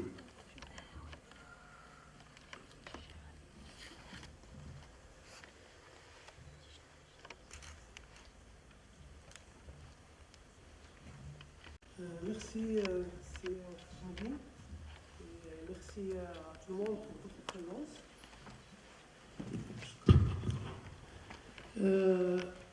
Alors moi, je vais présenter, tout à l'heure, Fouad il vient de présenter le séisme, moi je vais présenter le bassin du Tinsift, c'est-à-dire cette région-là, où il y a la ville de Marrakech. Le Haouz, ce qu'on appelle le Haouz du Tinsift, c'est toute cette partie, qui est la principale partie du bassin du Tinsift, où il y a la ville de Marrakech comme chef-lieu, qui est la plus peuplée aussi, et qui est aussi donc la plus, où il y a beaucoup d'activités donc économiques, notamment beaucoup d'agriculture et d'irrigation, et voilà. Alors dans cette région, donc, travaillons dans la faculté de sciences Smelia avec le Qadiriyya, mais nous travaillons donc dans une grande équipe avec des collègues de plusieurs partenaires. Donc depuis les années 2000, donc notre travail a commencé depuis les années 2000. Avec le projet SUDMED, puis il y a eu donc le laboratoire mix international TREMA. Donc, vous avez ici donc le site web du laboratoire, si vous voulez entrer au site web pour voir les données et nos activités, pour suivre nos activités. Et aujourd'hui, on travaille dans le cadre après le TREMA, on travaille dans le cadre d'un grand consortium où il y a donc, notamment l'Université Qadiriyya, du M6P, l'IRD, avec tous nos partenaires, principalement l'Agence du bassin du Tinsift et l'Office du Haouz. Alors l'approche qui est développée dans notre consortium, dans notre laboratoire, c'est une approche scientifique basée sur 3 piliers. Donc il y a la mesure de terrain, les observations des processus. Donc nous avons installé, sur ces 20 années, nous avons installé un réseau très dense pour mesurer les eaux de surface, la climatologie, les eaux souterraines, pour mesurer aussi la demande en eau agricole, l'irrigation, l'évapotranspiration, un large réseau. Et puis on a une équipe, notamment l'équipe du CCBio, qui travaille beaucoup sur la télédétection, donc avec des collègues aussi marocains, et on travaille beaucoup sur les produits de télédétection. Alors on couple ces mesures de terrain et de ces télédétections pour travailler sur des modèles, pour un petit peu connaître les processus, les fonctionnements des différents systèmes, puisqu'on travaille sur la montagne et sur la plaine, et aussi pour donc suivre la ressource en eau. Voilà. Alors sur le plan de la ressource, dans la région, on a 2 grands réservoirs naturels. On a les montagnes du Haut-Atlas, et vous voyez qu'il ressort beaucoup plus de précipitations. C'est pourquoi on les a appelés donc, les châteaux d'eau de la région. Ça, c'est par rapport aux eaux de surface. Donc, il y a beaucoup de précipitations, notamment sous forme de neige, qui tombent sur là. Et ces montagnes, ils donnent naissance à tout un réseau de oueds qui vont vers la plaine et qui traversent la plaine pour aller sur le principal drain de la région qui s'appelle le Tinsift, d'où le nom du bassin du Tinsift. Alors l'autre réservoir naturel, c'est dans la plaine, c'est l'aquifère, c'est les eaux souterraines. Alors qu'ils sont dans ces formations-là, la formation jaune qui est ici, la formation pluvio-quaternaire. Alors c'est un aquifère libre et qui s'étend sur toute la plaine et qui est très exploité donc, pour l'AEP rural notamment et pour aussi l'irrigation, on verra par la suite. Et il s'étend sur à peu près plus de 6000 km². Alors le contexte hydroclimatique du bassin dernièrement, donc certains traitements de certaines stations montrent ici que on est dans des périodes qui sont caractérisées par beaucoup de sécheresse, beaucoup de périodes de sécheresse. Tout ce qui engendre, c'est la sécheresse, qui a commencé à peu près à partir des années 80. Donc, on voit que ces sécheresses, ils deviennent de plus en plus longues et de plus en plus sévères. Alors cette sécheresse, cette variabilité climatique a engendré donc une baisse des précipitations. Et lorsqu'on analyse certaines stations donc, pluviométriques, on voit qu'il y a des changements brutaux au niveau des apports. Et on a estimé un petit peu, en comparaison avec cette période, la période des années 70, on a donc estimé donc, les baisses aux environs de 28% au niveau des précipitations. Pour ce qui est des débits qui arrivent du Haut-Atlas, on a aussi donc, fait une petite analyse statistique sur ces débits et on voit que le rapport qui sont dus à la présence de sécheresses récurrentes, le rapport a diminué de 40%. Alors donc, ce qu'on retient, c'est que généralement, à cause de ces sécheresses qui se suivent, donc on a une baisse très très sensible à la fois des précipitations, mais aussi des apports en eau de surface. Alors cette baisse, lorsqu'on analyse les besoins en eau d'irrigation, moi je vais parler principalement de l'irrigation, on voit que si on compare les surfaces agricoles, des surfaces irriguées pardon, dans la plaine, on voit qu'ils ont augmenté de presque 30% entre les années 2000-2007 et puis aujourd'hui. Voilà. On a une augmentation de ces surfaces. Lorsque on voit un petit peu ça de plus en détail, on voit que ces surfaces, donc, ils variaient un petit peu au cours des années 2000. À partir de l'année 2008, on voit que ils ont accusé une augmentation très très importante. Et à partir de 2015, ils ont encore augmenté. C'est-à-dire que l'irrigation, les besoins en irrigation, donc on connaît des augmentations très très spectaculaires, surtout au niveau des dernières années, à partir des années 2008. Et lorsqu'on fait le parallélisme entre ces augmentations de l'irrigation et tous les programmes qui sont venus pour appuyer la sécheresse, l'agriculture, on a vu qu'ils coïncident avec ces programmes. Donc l'irrigation a été développée parce qu'il y a eu derrière des programmes qui ont favorisé cette augmentation de l'irrigation. En chiffres, ça on a vu en surface, mais en chiffres, on voit que si on compare par rapport à l'année 2001, aujourd'hui, on était autour de 600 millions de mètres cubes qui ont besoin en irrigation. Et aujourd'hui, on est aux alentours de 1400 millions de mètres cubes. Ce qui fait que les besoins en eau d'irrigation, ils ont plus que doublé. Voilà, on est passé de 600 millions à 1400.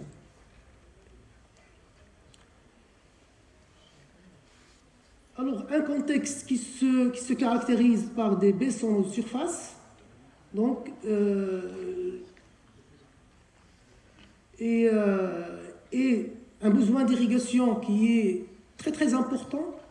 Donc ceci donc, a pour conséquence que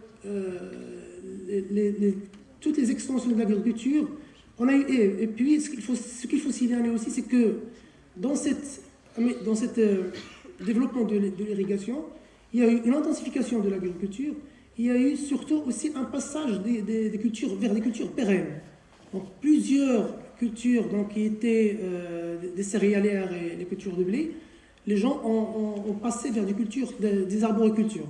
Voilà. Et l'arboriculture, donc, il crée donc il a besoin les arboricultures, ils ont la particularité de demander l'eau toute l'année et surtout en période d'étiage, donc à partir du printemps et l'été. Donc là où les eaux de surface font défaut. Alors ceci donc a fait que les paysans se sont rabattus sur l'eau souterraine pour combler le déficit en eau de surface.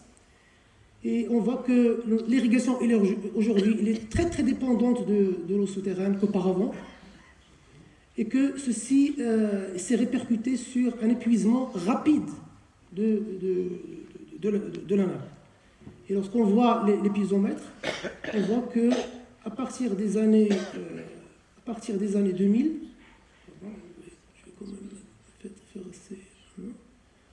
on voit que à partir des années 2000, on voit que les piézomètres indiquaient donc des variations un peu plus normales. Mais à partir des années 2000, on voit que les baisses sont beaucoup plus importantes. Et surtout, pendant les dernières années, on voit que la nappe est en train de baisser, les eaux souterraines sont en train d'être surexploitées de façon très, très excessive et qui est croissante. Voilà, c'est ce qu'il faut donc souligner, c'est qu'aujourd'hui, on est dans un contexte de baisse très rapide et d'épuisement très rapide de l'eau souterraine. Alors ceci, bien sûr, c'est dû au fait que les gens, donc, comme j'ai expliqué tout à l'heure, ont creusé beaucoup d'eau, beaucoup de forages dans la plaine. Et aujourd'hui, on parle de plus de 50 000 forages d'eau, d'irrigation dans la plaine. Alors les mêmes phénomènes qu'on a vus dans le séisme, c'est-à-dire les baisses piézométriques, les sources qui diminuent, leur débit diminue, donc ils chutent. Donc voilà, on voit que malheureusement le débit chute de façon très très spectaculaire. Et on est dans un contexte actuel où on a une disparition rapide de l'eau souterraine, on a une mobilisation extrême de l'eau de surface.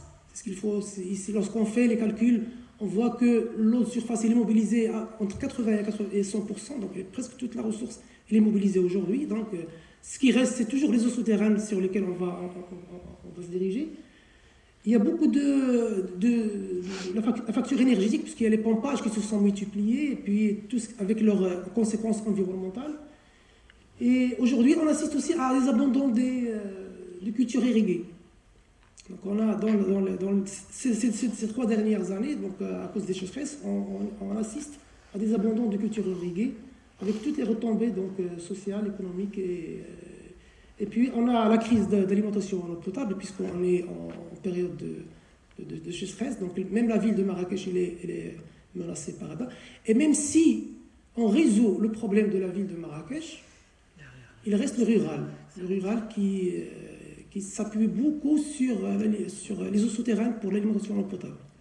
Donc si on ne trouve pas de solution, donc même si on résout le problème de l'alimentation en eau potable au niveau des villes, le rural va continuer à souffrir du problème d'alimentation en eau potable.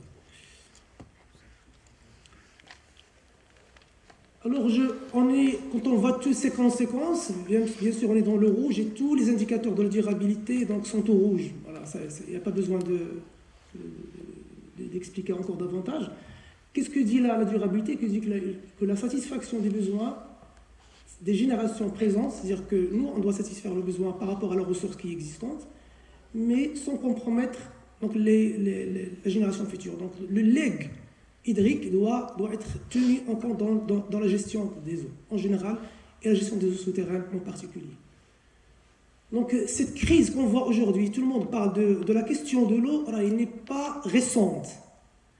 Les scientifiques et les praticiens de l'eau ont alerté sur les baisses des eaux souterraines depuis des dizaines d'années. Donc la crise d'aujourd'hui, avec les sécheresses dernières, n'a fait que révéler ce problème. Mais c'est un problème chronique qui existe depuis des dizaines d'années et qui est donc connu. Et les gens n'ont cessé de tirer l'attention sur ça. Voilà. Alors, ce qu'il faut aujourd'hui, c'est qu'il faut, moi, il faut qu'on arrête un petit peu le discours, parce qu'on parle beaucoup, on fait beaucoup de séminaires, on parle beaucoup on fait beaucoup de discours, mais on n'a pas d'action sur terrain. Et il faut passer, je crois, aux actions. Les actions, il faut faire des actions sur terrain concrètes. Même commencer par les petites actions. Il faut bien sûr préserver des acquis, pas tous les acquis. Moi, je parle des acquis agricoles. Il faut faire des choix aujourd'hui. Et surtout, moi, j'insiste sur le fait que le droit des générations futures à la ressource en eau, on doit penser sérieusement à tout ça. Et merci donc, pour votre attention. Merci Fakir. C'est vrai, c'est la durabilité des ressources en eau dans le house. Avec ce que vous avez présenté, il y a un grand point d'interrogation. Il faut penser au futur. Alors, on passe à la présentation suivante. C'est Madame Mounia Benren de l'agence hydraulique de Tinsift qui va nous donner une présentation sur l'agir dans les bassins du Tinsift entre planification sectorielle et gestion locale.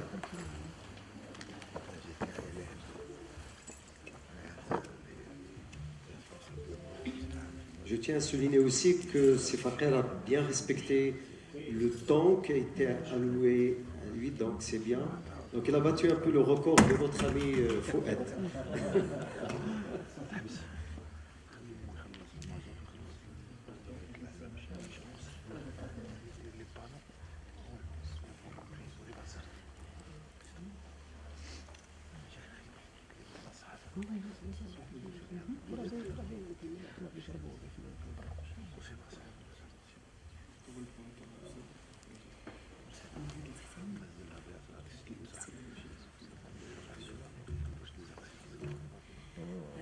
Bonjour tout le monde, je suis contente d'être parmi vous. Je remercie Simondor de nous avoir associés en tant qu'agence et en tant que planificateur depuis un certain temps au niveau de l'agence. Je remercie aussi Amraoui et M. Fakir de m'avoir prêté le pas, puisque eux, ils ont parlé un petit peu de la problématique de gestion des ressources en eau souterraine. Ils ont présenté un certain nombre de solutions potentielles pour essayer d'améliorer, même si de façon réversible, c'est un peu difficile.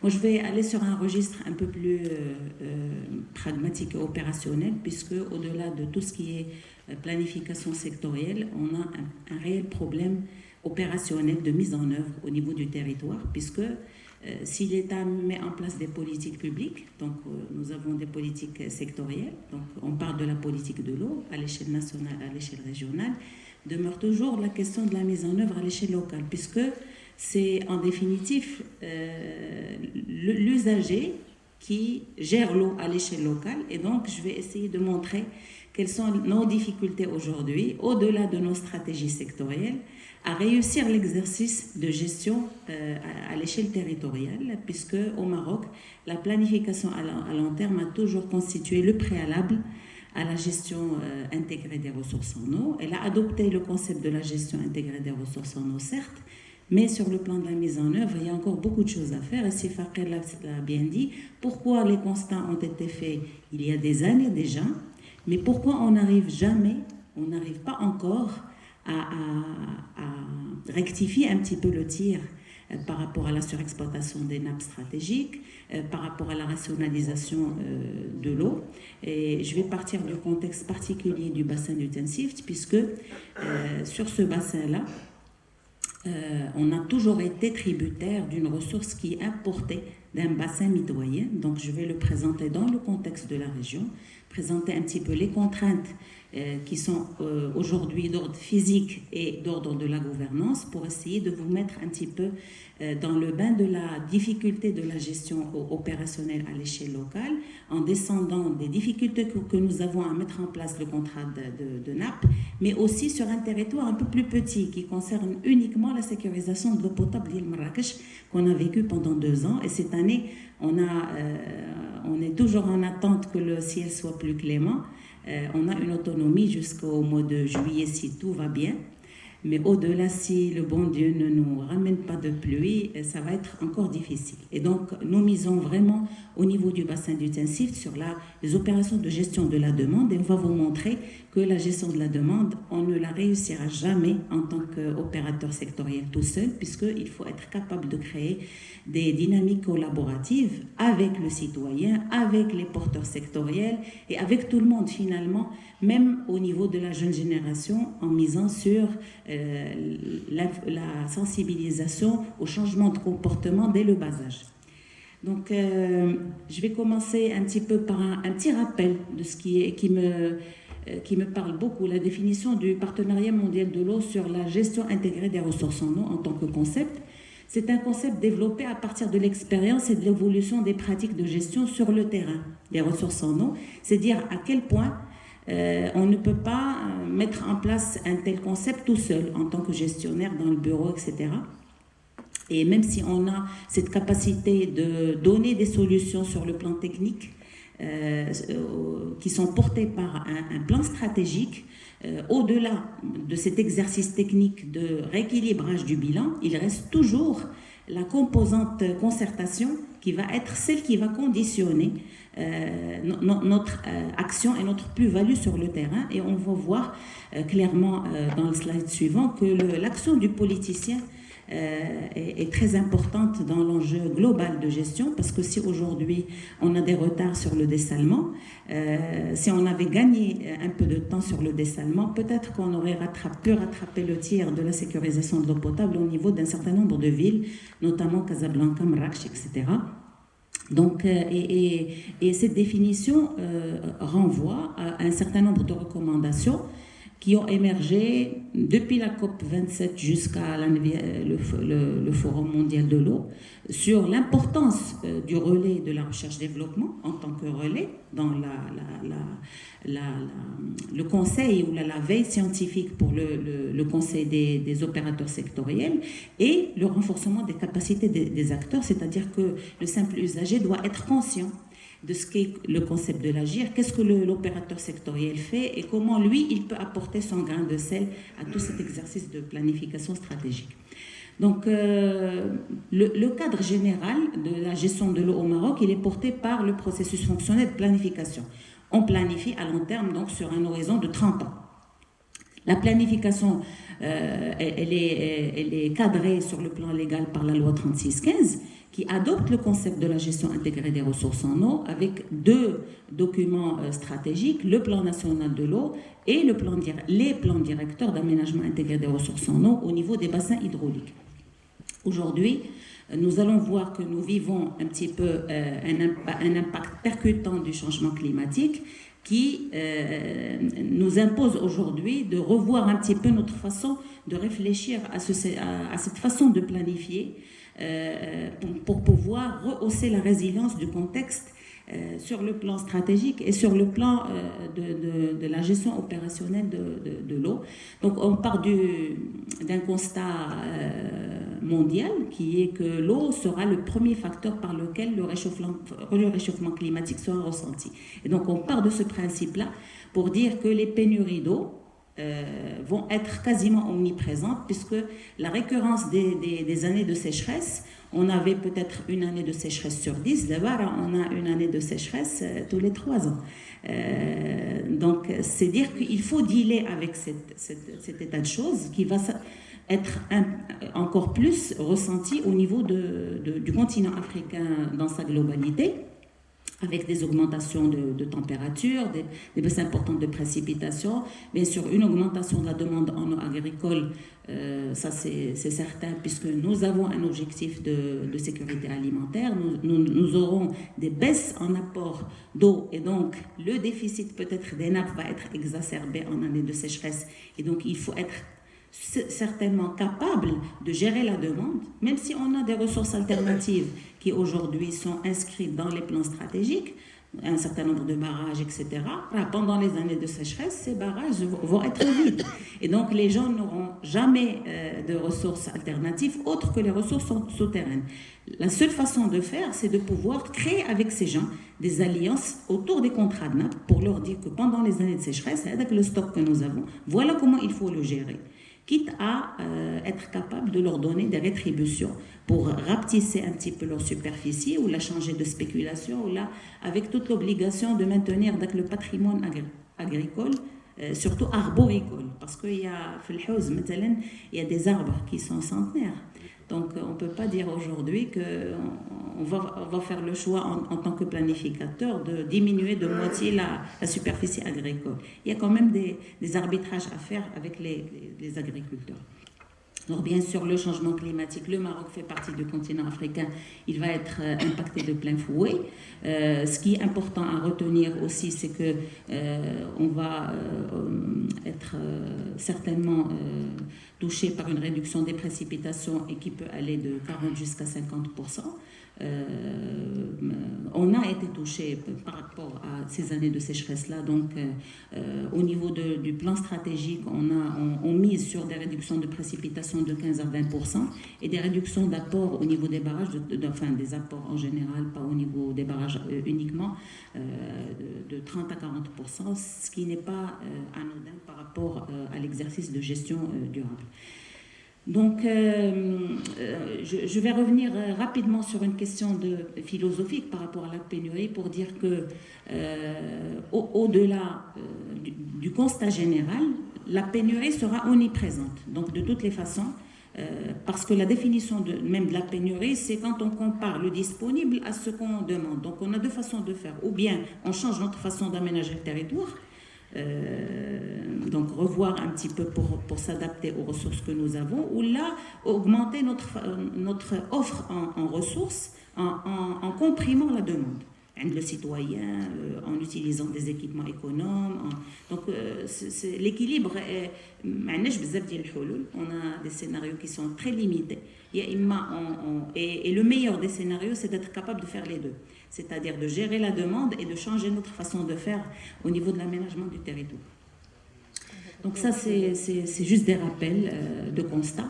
Bon, la gestion durable, pourquoi je mise sur ce schéma, c'est pour dire que la gestion de l'eau au Maroc, c'est un exercice compliqué. C'est un exercice très compliqué. Pourquoi ? Parce qu'il nous demande de l'intégration verticale, donc tous les niveaux institutionnels, et on va le voir après. Chaque secteur a sa stratégie sectorielle. Le contexte marocain avec le cadre légal nous impose d'assurer une intégration entre les secteurs qui ont un corollaire pour l'eau. Ce n'est pas un exercice facile, puisque le Flaha a des objectifs de productivité. Même s'ils disent qu'ils font de l'économie d'eau, etc., c'est toujours le premier objectif, c'est un objectif de rentabilité sectorielle, mais de gestion rationnelle de l'eau. Les autres secteurs, il y a la stratégie de développement durable, etc. Mais aujourd'hui, l'exercice réellement d'intégration verticale est très très difficile et on n'arrive pas encore à le gérer correctement. Et il y a aussi l'intégration horizontale, donc il y a une intégration à l'échelle territoriale puisque sur les différents types d'usagers, on doit réussir les arbitrages en année sèche comme en année humide. Et ça, c'est pas un exercice facile. Ça, c'est un petit rappel pour dire que d'abord, les stratégies sectorielles sont encore gérées en silo. Donc, chacun a ses objectifs propres à lui. On a quand même la chance d'avoir en haut lieu Sa Majesté le Roi qui prône actuellement une gestion intégrée et il appelle à se mobiliser pour réussir cet exercice justement d'intégration. Ce n'est pas une chose facile. Alors le contexte gestion le bassin intensif, Sifaqer a parlé de la plaine du Haouz Mejad qui est le corps battant au niveau du bassin du Tensift.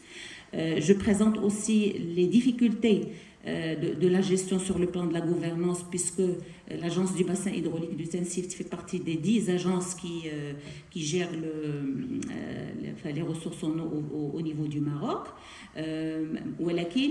Au-delà de la zone d'action d'Yennahnaya, en tant qu'agence, on fait partie de la région de Marrakech-Safi qui est à cheval et qui est gérée par 2 agences. Donc déjà, au niveau des masses d'eau qui sont au niveau de la région, il y a des nappes qui sont à cheval. مثلا البحيرة elle est à cheval entre Oumar Bey ou Tensift. الحوز qui est la partie orientale qui est Oumar Bey. Donc les enjeux de gestion déjà, ils sont difficiles à maîtriser parce que ils supposent une mise en commun de l'information pour pouvoir générer une prise de décision qui est à la hauteur de l'enjeu. ماشي كل واحد qui gère la partie dialogue de façon isolée. Bien sûr, ça c'est un petit rappel des missions de l'agence, donc qui porte un petit peu à l'exercice de gestion de l'eau. Donc ça va de tout ce qui est aspect quantitatif jusqu'à l'aspect qualitatif, avec une obligation de gestion des phénomènes extrêmes, donc les sécheresses et les inondations.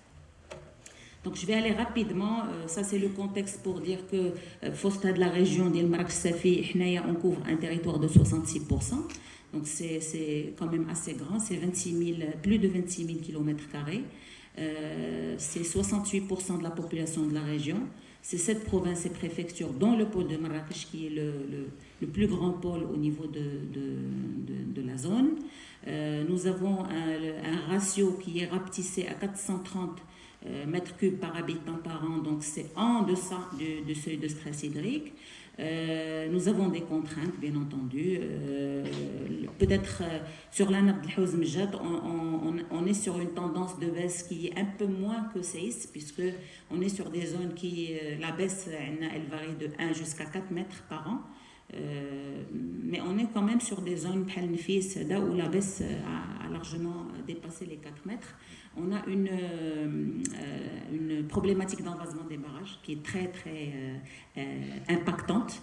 On a quasiment des barrages qui vont être envasés en 2030 par rapport au rythme qu'on constate actuellement. Et on a une augmentation de la demande qui continue toujours, qui est évaluée à 3% annuellement.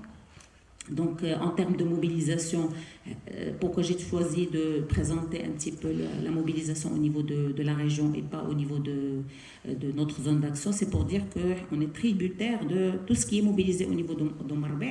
Et maintenant, on rapatrie même les barrages de Messira d'abord, on commence à importer de barrages Messira. Donc ça, c'est un rappel pour dire que le pôle de Marrakech, il mobilise 2 complexes, Yacoub Mansour Takarkoust et le complexe Hassan Ier Sidi Idriss.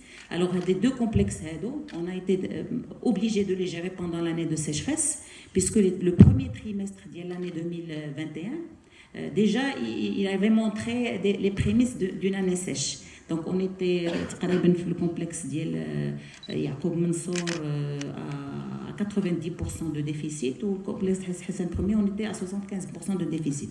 Donc, déjà, les 3 premiers mois, c'était une année de sécheresse et il fallait trouver un plan d'urgence. C'est là où le programme prioritaire est né, ces 2-là, parce que la situation a été concomitante au niveau de quasiment la quasi-totalité des bassins au niveau du Maroc et à mobiliser justement. Ça, c'est juste un rappel pour dire que l'année 2021-2022, c'est une des années qui a été la plus sèche, la série des années sèches de la région. Le caractère structurel de la sécheresse n'est pas à démontrer, puisque 50% des années sont des années sèches, soit au niveau de tout ce qui est données pluviométriques ou là au niveau en termes d'apport au barrage. Alors bien entendu, comme on gère la rareté, on est obligé de gérer aussi paradoxalement l'abondance. L'abondance aujourd'hui, elle se fait avec une perte d'eau au niveau de la mer. L'événement en octobre dernier 2022, on a perdu quasiment 30 millions de mètres cubes. Et c'est pour ça que notre plan directeur aujourd'hui